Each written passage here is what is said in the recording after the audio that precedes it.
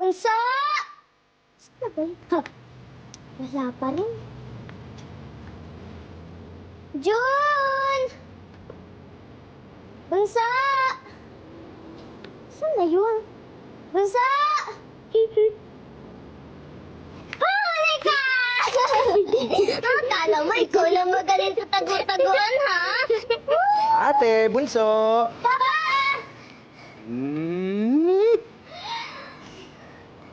Op! Ating kapatid, ha? Ha?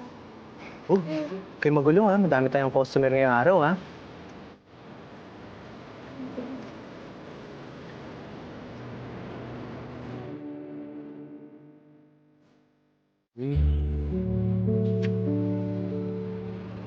Nasaan na ba kapatid mo, Abigail? Tawagan ko po, attorney.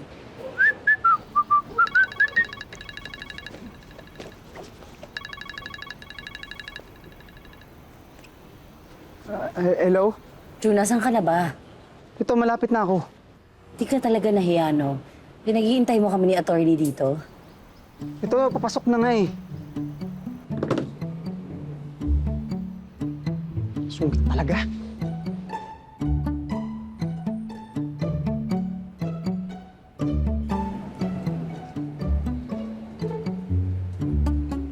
Ay, dumating ka din.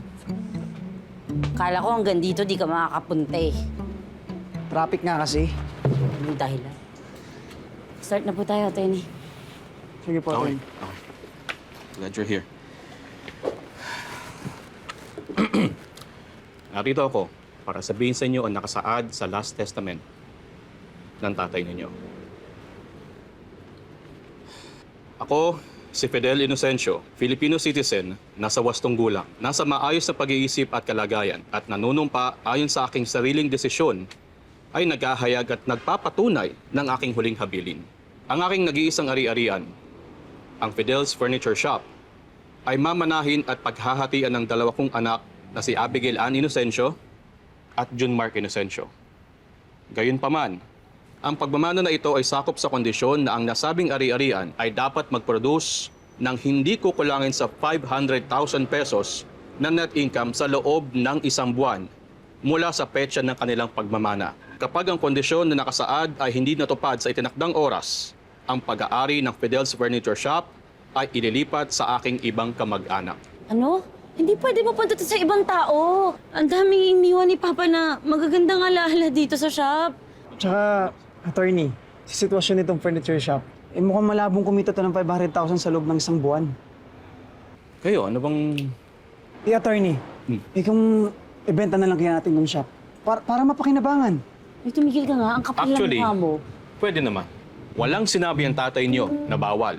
Yun lang, may kondisyon pa rin na kailangan may benta to sa loob ng isang buwan. Hindi. Walang ganon. Ang kapal ng mukha mo, June. Ang bilis mong isuggest na ibenta to. Mukha kang pera, no? Papaka-practical lang ako. Kasi mapunta to sa iba, mas mabuti ng ibenta. Wala ka talagang pake sa mga iniwan na alaala ni Papa dito? Sa bagay, nung buhay pa nga si Papa, wala kang pakialam. Wala, ni bisita. Nung may sakit si Papa, walang bisita sa'yo. Kahit sa burol, walang bisita. May dahilan na ako kung ba't di ako nakapunta dito. Lagi ka naman may dahilan eh. Meron naman talaga. Balik ka na dun sa mama mo. Mama mo rin yun? Hindi ko mama yun. Mama mo yun. Bawiin mo yung sinabi mo. Hindi ko papawiin. Simula nung iniwan niya si Papa, kasama dun sa ibang lalaking yun. Ginawa niya Hindi tayo. ko na siya mama. Wala akong pakialam. Sandali! Wala. Tumigil muna kayong dalawa. Okay? Ganito na lang. Mag-coin toss na lang tayo. Para kung sino manalo, siyang masusunod. Okay? Sige.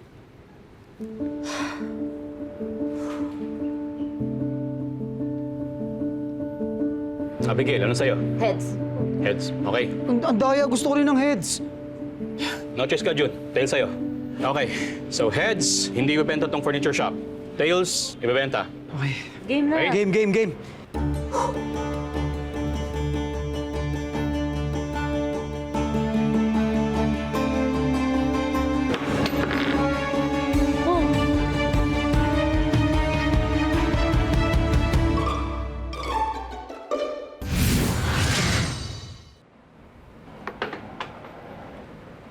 Oh. Ulitin, na-stuck eh. Isa pa! Paano yan, attorney? Ewan ko sa inyo. Bahala kayo. Attorney naman, oh, isa pa! Kung makahanap kayo ng buyer, edi good. Pero kung makahanap kayo ng paraan para makabenta ng 500K na month, then I'm happy for you. Well, good luck. Sumulitin natin. Hindi. Pwede sa akin.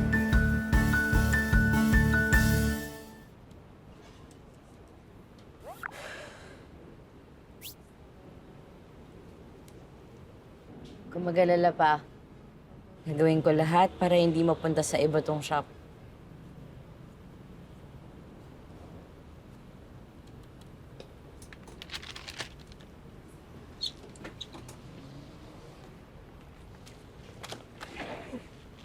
Anong ginagawa mo, Jun? Ha? Maglalatag, bakit? Bakit? Dito ka matutulog? Oo. Hindi, mag-hotel ka na lang. Sayang naman kung mag-hotel pa. Tsaka ilang araw lang naman. Tsaka for sure naman, makakahanap agad ako ng buyer ko. Tigilan mo ako. Ako ah. pa ba? Hindi mo ibibenta tong shop at hindi ka matutulog dito. Ibalik mo na yan. Teka, bakit bawal? Sa pagkakaalam ko, anak din naman ako ni Papa. So may karapatan din ako dito. At isa pa, ng mga bata naman tayo, lagi tayong pinapatulog ni Papa dito. Bata ka pa ba? Tigilan mo ko ah. Ibalik mo yan, di ka matutulog dito. Noon yun, hindi na ngayon. Tulog na ako. Ano ba? Ibalik mo yan ah. Matutulog ako dito. Yes po, okay na okay po tong shop. Konting repair lang po at linis ang kailangan. Everything is free. So, it means, lahat to sa inyo na. Plus, may existing furnitures na din to. Still price po to. By the way po, we're selling this flash po. So, sana mabalikan niyo po ko agad. Pero if ever na matuloy itong deal natin, baka I'll give you a good discount pa.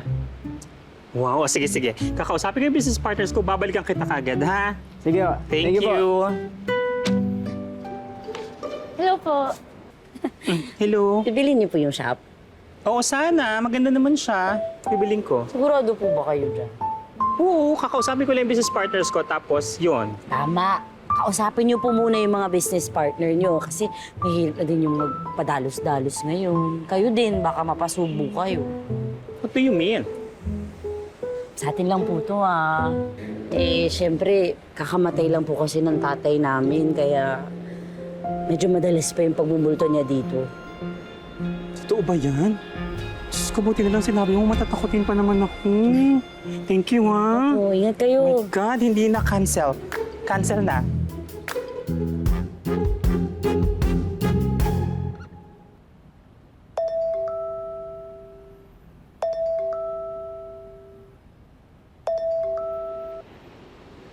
Hello? Is this Abigail Inocencio?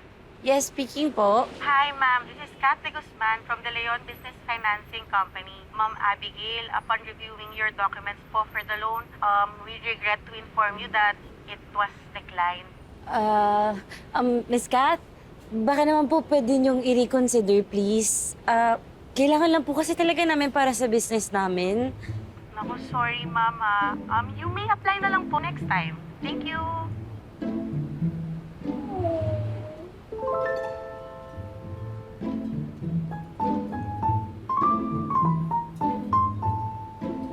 Multo po? Wala naman pong multo dito. Eh, nagpaparamdam daw madalas ang papa niyo dyan, eh. Sorry, pero malas ang multo sa negosyo, ha? Offer mo na lang yan sa iba. Thank you.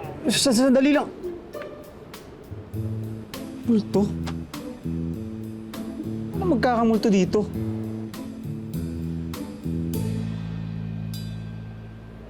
Multo pala.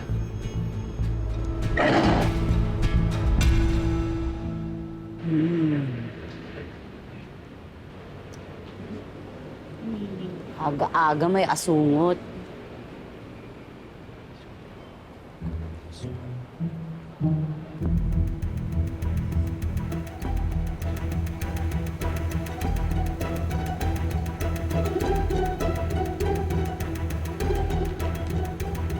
Ano nangyari dito? Jun! Oh! Ba't mo sinira yung mga table na ginawa ko? Sino kaya tong nanakot ng buyer ko? Yabang-yabang mo magsalita dyan. Wala ka naman kasi talagang karapatang ibenta tong shop. Bakit? Anong gusto mo mangyari? Wala akong mapala. Bakit? Anong gusto mo? Pera? Pipiliin mo talaga yung pera kaysa pangalagaan tong shop. Kaysa tulungan mo ako na panindigan tong shop ni Papa. Ito na nga lang yung iniwan niya sa atin. Wala ka man lang karespe-respeto. Pinili mo nang samahan si Mama, di ba? Tapos iwan siya. Tapos ngayon ano, babalik-balik ka para sa mana. Wow! Wow! Nagsalitang magaling na anak! Sino kaya yung nandito naman pero hindi maalagaan si Papa dahil busy sa boyfriend niya? Ano? Ang kala mo hindi ko alam? Eh di ba kaya ka lang naman bumalik dito dahil naghiwalay kayo ng boyfriend mo? Tapos ngayon kumakaasta ka, parang ikaw lang yung mabait na anak.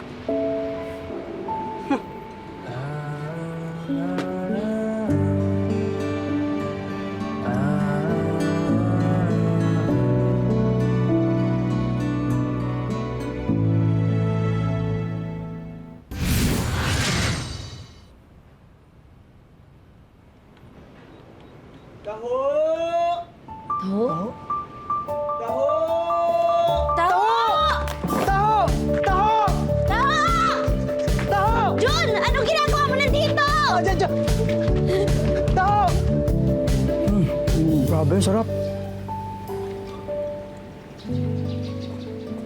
Nalala mo dati, lagi tayong binibilan ng tao ni Papa para hindi tayo malikot pag sinasama niya dito. Kalat mo pa rin kumain. Tinan mo, di ka pa rin nagbabago. Clumsy mo pa rin, oo. Di ka napapalo ni Papa dahil sa ganyan mo eh. Clumsy boy. Pero pinagtatanggol mo naman ako. Oo, bakit hindi?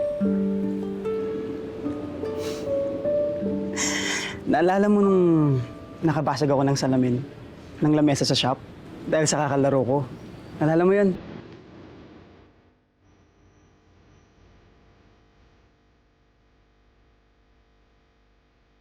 Nagsabihan ko na kayo, di ba?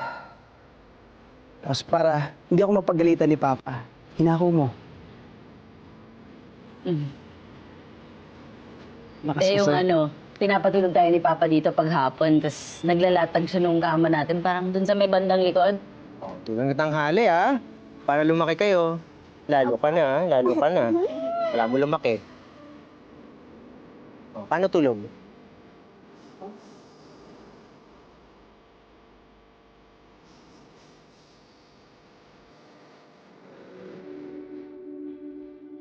Tapos hindi naman tayo matutulog. Oo. Ang gagawin lang natin, maglalaro lang tayo buong araw. Ate. Nana si Papa. Sigurado ka? Oo. Diyan na siya. Tapos biglang sasilip na si Papa. Pagkatulog-tulugan tayo. Tulog talaga tayo. Totoo. Sa ganun dikit nga tayo nun eh. Tapos iniwan mo ako, sumama kay Mama.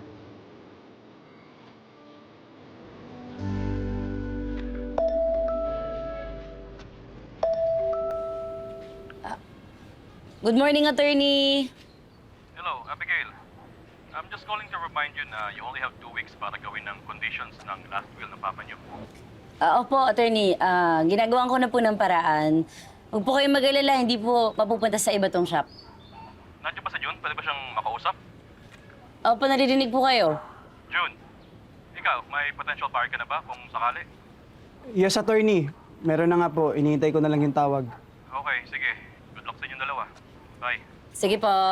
Ingat po.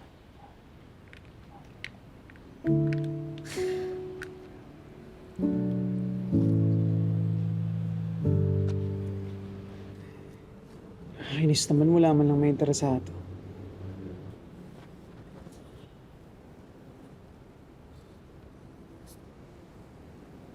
Hello po, sir. Pwede po bang pa-deliver na lang po muna ng mga furniture tapos end of the month na lang po namin babayaran? Sorry, may pina-repair lang po kami dito sa shop kaya na-short lang po kami sa funds ngayon. Sorry, ma'am. Hindi po pwede. Hindi pa kasi kayo bayad sa balance niyo po eh. Bayaran niyo muna yung balance, tsaka kayo magpa-deliver ha. Sige po, salamat po.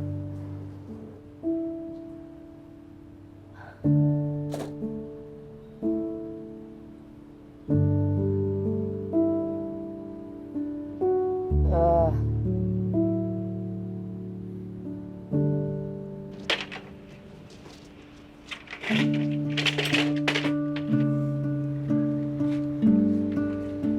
ginagawa mo? Ayusin ko lang tong signage. Tabingi na kasi. Kala ko ba gusto mo nang ibenta yung shop? Naisip ko lang na ayusin tong signage. Tsaka para naman pleasing yung itsura sa mga potential buyers ko.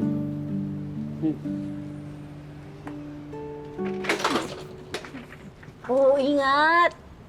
Sige na.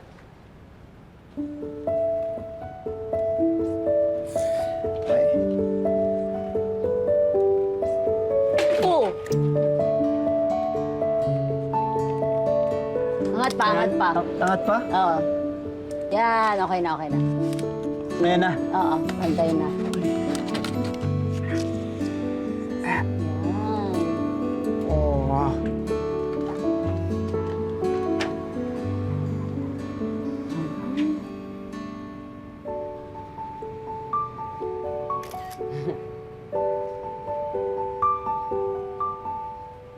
Jun, alam mo, ba't hindi tayo magtulungan na ayusin tong shop? Inisin natin, pagandahin natin ng konti. Pareho naman tayo magbe-benefit dun eh. Ikaw para sa potential buyers mo, tapos ako para ma-post ko ng maganda sa social media. Ma-boost ko pa yung sales natin. Sige. G. Sige.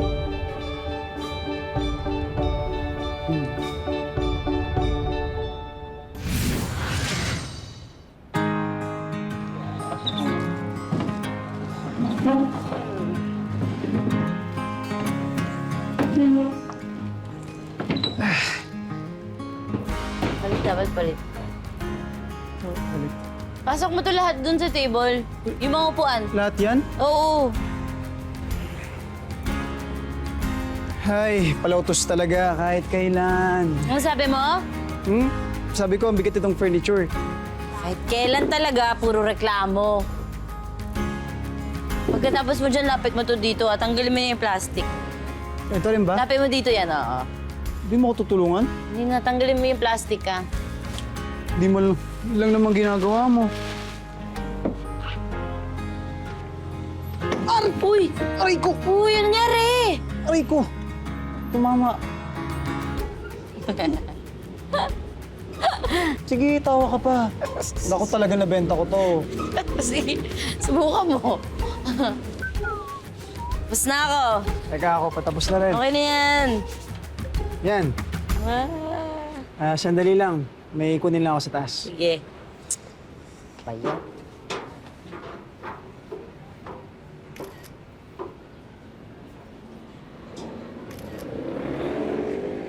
Tama na muna yan. Uy, ice candy! Hindi ka muna. Namiss ko to. Paano na magbukas? Oo, eh.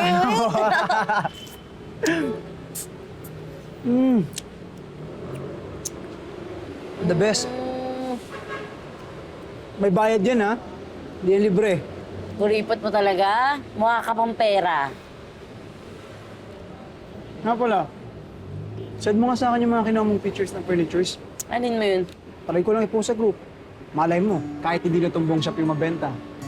Yung ibang furnitures na lang. Pwede. Sige. Cheers! Mas masarap yun sa akin. Sarap to.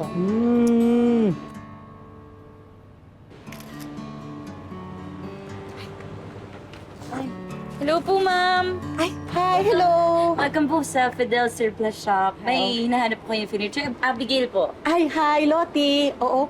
Kasi may nakita akong mga sale dun sa buy and sell na group online. Parang may mga sale kayo na chairs eh. Sabi dito daw sa Fidel Surplus. Baka po yung post ng kapatid ko yung nakita ninyo. Pero pakita nyo lang po sa akin, tulungan ko po kayo. Ay, actually, ito yun. Ito yun. Ayan po Oo. yung buong set po. Oo, ayan, sila yan, mga yan. Oo. Sige po. Gusto ko, kayo na rin kaya ang supply dun sa resort namin. Oo, lahat na, pati mga ibang furnitures. Resort po. Yes. Sige po, ma'am. Oo.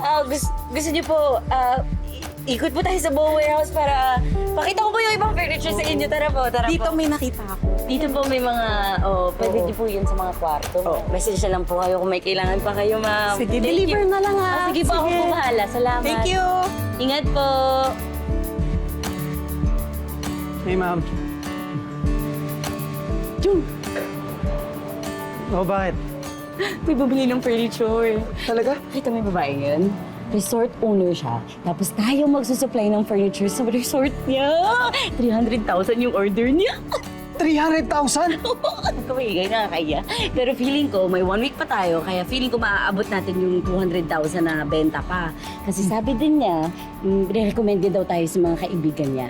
So, kaya natin maabot yun. Di ba? 200,000 na lang. Oh, paano yung post mo? Yes! Salamat sa post mo, Bunso, ah.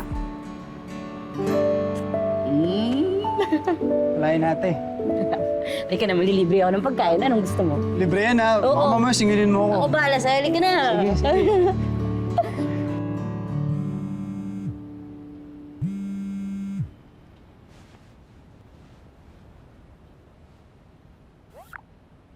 Good evening, pre.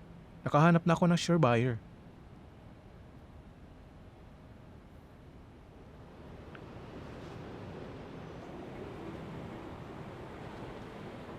Huwag na po kayo mag-alala, ma. Ako nang bahala.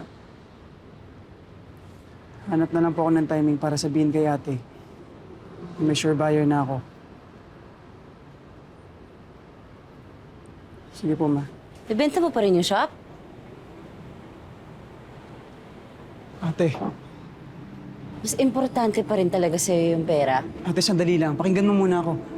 Ate, may sakit si mama sa puso. Kailangan niya yung pera para sa operasyon niya.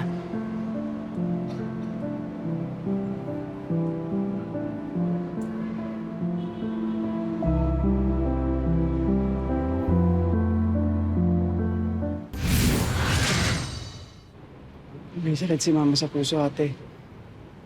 Sabi ng doktor, kailangan niya na agad ma-bypass para maagapan agad. Matagal na ba to? Ba't di niyo sinabi sa amin ni Papa? Ayaw ni mama, ate. Ilang beses ko siyang kinulit para sabihin sa'yo. Pero lagi niya sinasabi na wag ko ito sasabihin sa'yo. Dahil ayaw ni mama mag-alala ka pa. Kasi inaalagaan mo din si Papa. Kaya nga, ate, hindi man ako nakapunta dito kahit namatay si Papa. At hindi ko man lang siya nayakap. Hindi man lang ako nakapagpaalam sa kanya. Napakasakit sa akin. Mahal ko si Papa, ate. Mahal na mahal. Kaso si Mama, hindi ko siya maiwanan natin sa Iloilo. Kailangan ako ni Mama. Kaya nang tumawag si attorney para pag-usapan yung hatian sa mana. Kahit ang sama-sama ko, pumunta na ako dito. Kasi alam kong ito lang ang paraan para makakuha ko ng pera. Pang-pa-opera ni Mama. Kaya sumagi sa isip ko na ibenta tong shop para magkapera agad ako. Kasi malaking halaga kailangan natin.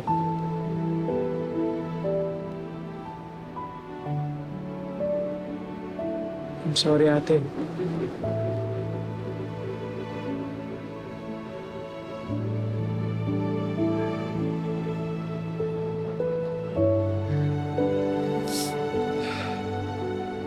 Attorney, napagkasunduan na namin ni June na ibenta tong furniture shop.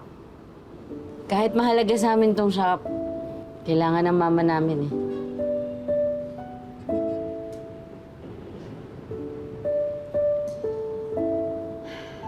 Bunso, kahit galit ako noon, hindi mo kasalanan yun ah. Sorry. Ako dapat ang mag-sorry sa'yo, ate. Iniwan kita. Alam mo, ate, pareho ko naman mahal sila mama at papa. Kung may choice lang ako na mag-stay, gagawin ko yun. Hindi ko man sinasabi, namiss kita.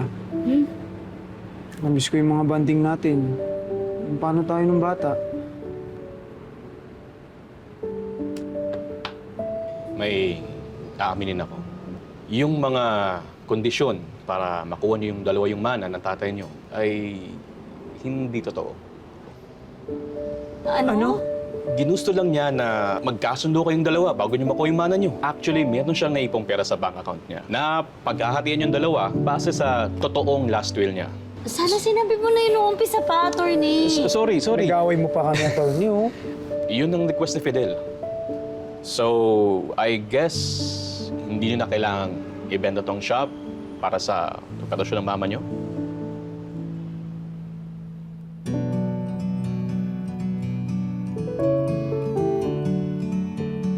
Dahan-dahan lang po, Nay. Opo, anak. Ayan. Ito lang. Ito na lang po.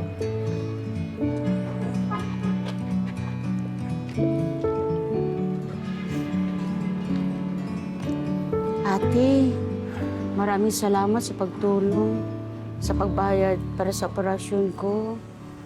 Alam ko, galit ka sa akin dahil iniwan ko kayo. Salamat talaga, anak, ha? Aminin ko po sa inyo, ma. Nakaramdam po ako ng galit.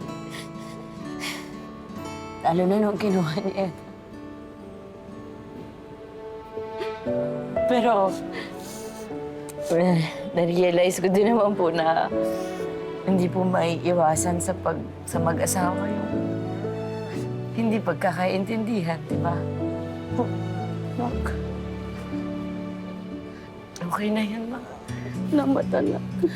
Naintindihan ko na po kayo ngayon. Wala naman niyakan dyan, oh. Huwag niyo naman ayoko umiiyak, eh. Ingit ka lang eh. Yakap na lang, yakap! Namiss ko kayo.